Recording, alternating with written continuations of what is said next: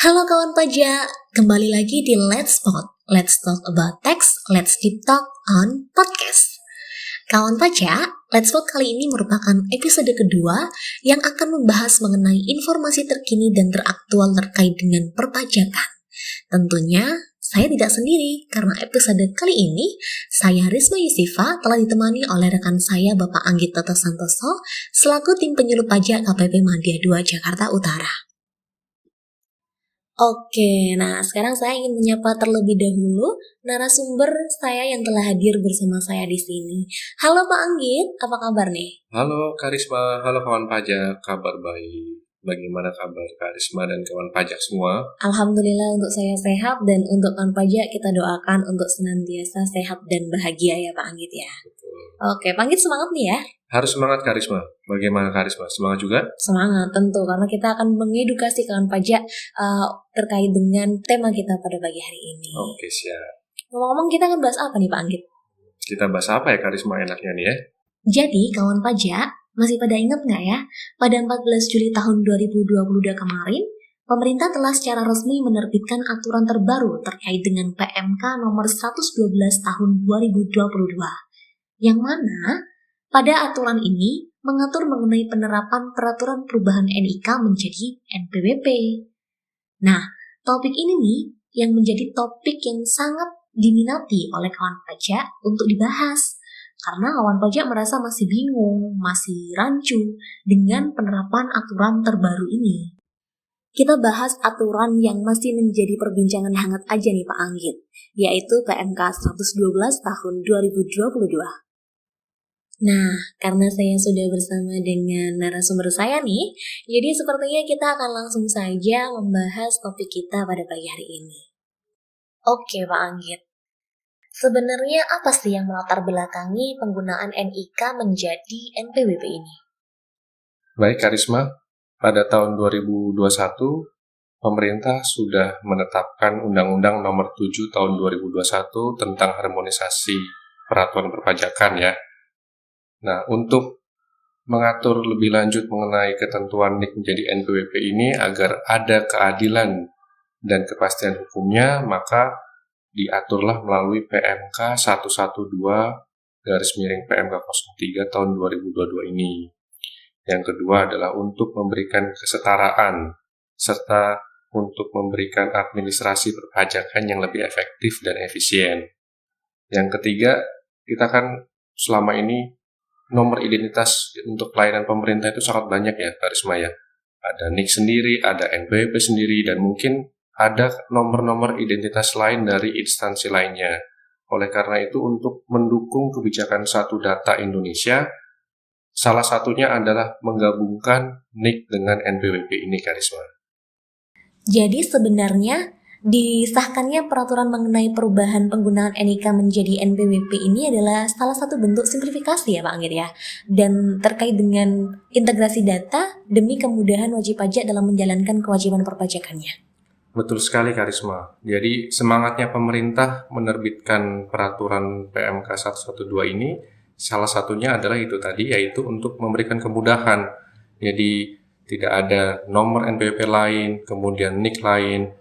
Jadi lebih mudah dalam melaksanakan kewajiban perpajakannya. Oke. Lalu kapan sebenarnya penerapan NIK menjadi NPWP ini diberlakukan Pak Anggit? Dan apakah NPWP yang kita miliki sekarang ini sudah tidak berlaku lagi Pak? Jika merujuk ke peraturan menteri tersebut, sejak 14 Juli 2022 sebenarnya NIK sudah dapat digunakan sebagai NPWP Karisma. Namun, per 1 Januari 2024 baru sepenuhnya diberlakukan.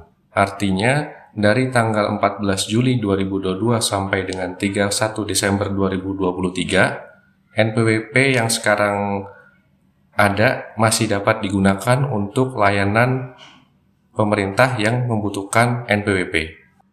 Oke, berarti sampai dengan saat ini NPWP 15 digit kita artinya masih berlaku ya Pak Anggit ya. Karena walaupun aturan ini telah dirilis sejak 14 Juli 2022, namun penerapannya baru secara full pada 1 Januari 2024 nanti. Begitu Pak Anggit? Betul Karisma. Jadi NPWP yang sekarang kita sebutnya dengan NPWP 15 digit, itu masih berlaku sampai dengan 31 Desember 2023. Karena yang berkepentingan menggunakan NPWP ini tidak hanya Direktorat Jenderal Pajak saja, tapi ada instansi lain, pihak lain misalnya bank atau instansi pemerintah lainnya yang juga mensyaratkan penggunaan NPWP. Jadi pemerintah memberikan kesempatan untuk para pihak lain ini agar dapat menyesuaikan sistem mereka untuk perubahan NPWP ini. Oke. Nah, setelah 1 Januari 2024 nanti nih Pak Anggit, NIK kan akan berlaku secara menyeluruh menjadi NPWP. Lalu, apakah nantinya seluruh penduduk Indonesia yang mempunyai NIK akan secara otomatis menjadi wajib pajak Pak Anggit? Tidak serta-merta seperti itu, Karisma. Jadi untuk menjadi wajib pajak, tetap harus memenuhi persyaratan subjektif dan objektif. Persyaratan subjektif orang pribadi adalah sudah berusia 18 tahun. Sedangkan persyaratan objektifnya adalah mempunyai penghasilan. Jadi jika belum memenuhi kedua persyaratan tersebut, belum perlu menjadi wajib pajak. Pada NPWP 15 digit, seseorang yang telah memenuhi persyaratan subjektif dan objektif wajib mendaftarkan dirinya untuk memperoleh NPWP. Namun sejak berlakunya peraturan menteri ini, seseorang yang sudah memenuhi persyaratan subjektif dan objektif harus mengajukan permohonan aktivasi NIK menjadi NPWP. Demikian, Karisma. Nah, berarti tidak serta-merta demikian ya Pak Anggit ya, karena pemerintah tetap mempertimbangkan syarat subjektif dan objektif yang harus terpenuhi terlebih dahulu sebelum masyarakat kita menyandang status wajib pajak, ya. Betul, Karisma.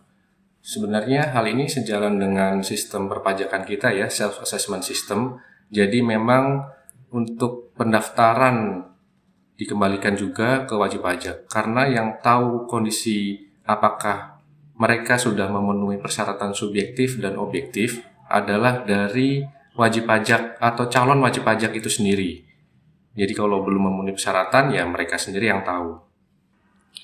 Lalu dengan terintegrasinya data NIK menjadi NPWP nih Pak, akan menimbulkan banyak pro dan kontra di masyarakat kita.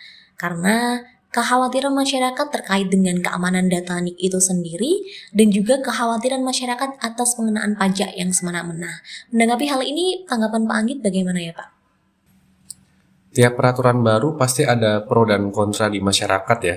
Namun yang lebih utama adalah manfaat dari penerapan peraturan baru tersebut, yaitu salah satunya untuk memberikan kemudahan bagi kawan pajak semua untuk melaksanakan hak dan pemenuhan kewajiban di bidang perpajakan. Kawan pajak tidak perlu khawatir soal keamanan data NIK, karena sebenarnya kerahasiaan data wajib pajak tersebut sudah dijamin oleh undang-undang, yaitu di Undang-Undang KUP. Jadi, kekhawatiran soal keamanan data itu kawan pajak bisa kesampingkan. Pengenaan pajak tetap berdasarkan peraturan perpajakan yang berlaku ya. Jadi jika memang menurut aturan belum dikenai pajak, ya penghasilan kawan pajak tentu tidak akan dikenakan pajak. Jadi tidak perlu khawatir mengenai pengenaan pajak yang semena-mena. Lalu perubahan NIK menjadi NPWP ini apakah terintegrasi secara otomatis oleh sistem? Ataukah kita perlu melakukan suatu hal yang perlu dilakukan agar NIK ini teraktivasi menjadi NPWP, Bapak? Baik, Karisma. Jika kita bicara mengenai aktivasi NIK menjadi NPWP, berarti ada dua hal ya. Yang pertama adalah untuk kawan pajak yang memang sudah jadi wajib pajak. Yang kedua adalah yang belum punya NPWP. Jika kawan pajak sudah menjadi wajib pajak, yaitu sudah punya NPWP sebelumnya ya, prosesnya adalah otomatis dari NIK menjadi NPWP. Namun kawan pajak tetap harus memastikan bahwa data yang ada di sistem Dijen Pajak sudah valid. Caranya bagaimana? Yaitu kawan pajak cukup login ke DJP online saja. Nanti di profil kawan pajak semua akan muncul status validasi, apakah valid atau tidak valid. Jika statusnya tidak valid, maka kawan pajak harus melakukan proses validasi dan pemutahiran data.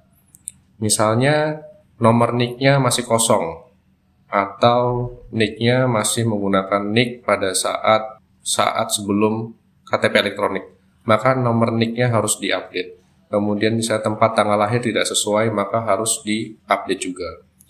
Dan perlu diingat ya, pemutakhiran data dan aktivasi ini harus dilakukan sebelum 1 Januari 2024, Karisma.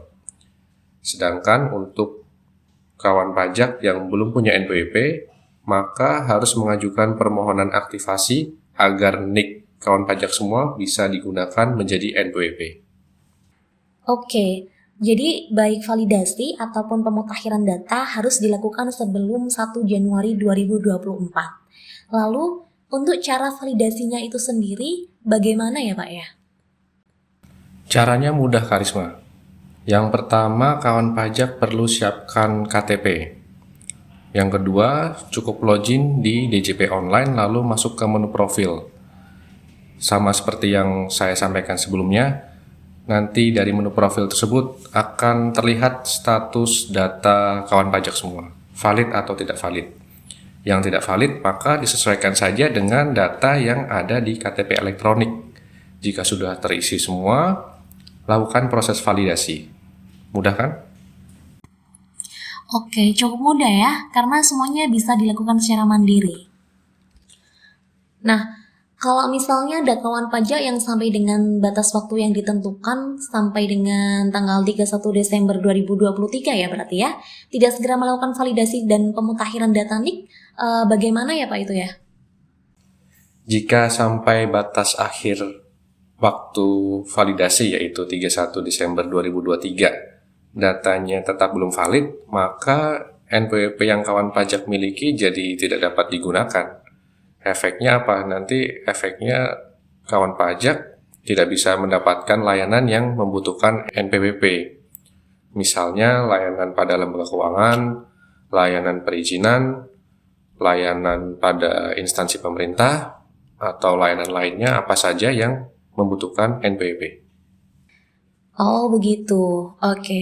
Lalu seandainya Pak, jika ada kawan pajak nih yang melakukan validasi data tapi tanpa melakukan pemutakhiran data, apakah bisa dan dampaknya di kemudian hari, apakah ada terkait dengan administrasi perpajakannya Pak?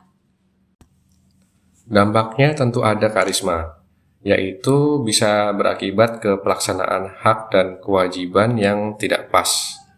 Contohnya kawan pajak sudah menikah dan mempunyai anak, namun tidak memutakhirkan data atau tidak mengupdate datanya di DJP Online. Maka kawan pajak tidak dapat menggunakan status PTKP atas tanggungan menikah dan juga tanggungan anak. Tentu saja bisa berakibat ke PPh yang dikenakan ke kawan pajak menjadi lebih besar dari yang seharusnya. Bisa juga kawan pajak seharusnya mempunyai usaha yang dikenakan tarif PPh UMKM, namun tidak melakukan perubahan data. Bisa saja PPh yang dikenakan bisa lebih besar daripada PPh atas UMKM. Begitu, Karisma. Oke, baik. Lalu jika ada kendala nih dari kawan pajak, misalnya NIK dari kawan pajak itu telah digunakan oleh orang lain atau NPWP tidak valid. Nah, itu kenapa bisa gitu Pak Anggit? Dan apakah yang harus kita lakukan sebagai wajib pajak Pak Anggit? Jika tidak ada penyalahgunaan NIK, seharusnya tidak bisa ya NIK tersebut digunakan oleh pihak lain, karena yang tahu data-data yang ada pada NIK seharusnya hanya yang bersangkutan saja. Namun jika sampai terjadi hal seperti Kak Risma bilang tadi, juga masalah validasi ada kendala, kawan pajak bisa menghubungi KPP terdekat, telepon ke kering pajak, atau menghubungi layanan sosial media milik DJP. Demikian Kak Risma. Wah, informatif dan seru sekali ya bahasan kita dalam diskusi Let's Spot kali ini. Semoga Let's Spot episode kali ini bisa menjawab pertanyaan yang ada pada benak kawan pajak semuanya. Oke kawan pajak, sampai di sini Let's Pop episode kali ini. Saya ucapkan terima kasih banyak atas waktu dan kesempatannya Bapak Anggit. Terima kasih kembali Kak Risma, terima kasih kawan pajak yang sudah mendengarkan.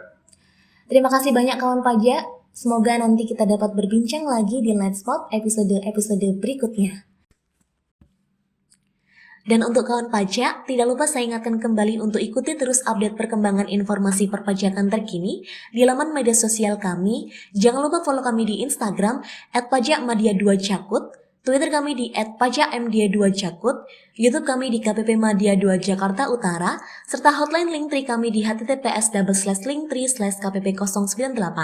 Dan jangan lupa klik lonceng di bawah ini, serta like, comment, subscribe, serta share juga ke teman, keluarga, dan sahabat kalian semua.